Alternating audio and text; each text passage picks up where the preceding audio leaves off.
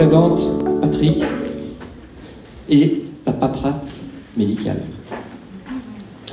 Mon rêve comme médecin, c'est inventer un langage visuel. C'est dépasser le rang du texte pour échanger directement par l'idée. Peut-être que Patrick, il a un cancer de la prostate, il a passé une IRM, je la représente facilement, visuellement.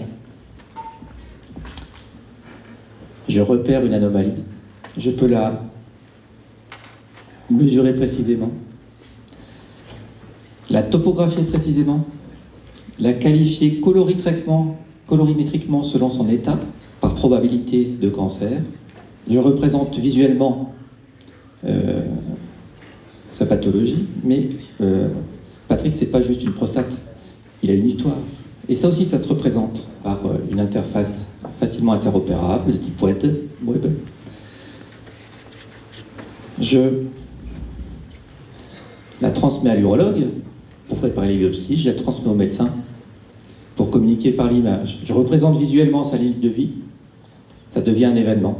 Je représente également, visuellement, très facilement, son passé, parce qu'on est au présent aussi ce qu'on a été, avec une échelle colorimétrique de l'impact médical de ses antécédents d'embolie pulmonaire, par exemple.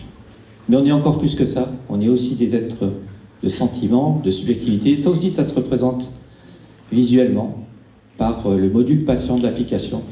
Donc je peux échanger avec le patient qui m'informe et je peux partager avec lui et le mettre au cœur des décisions qui le concernent, l'émanciper de la complexité technologique de la médecine.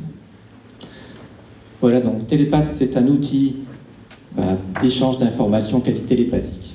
Le modèle économique, c'est un coût à l'usage sur un flux d'honoraires.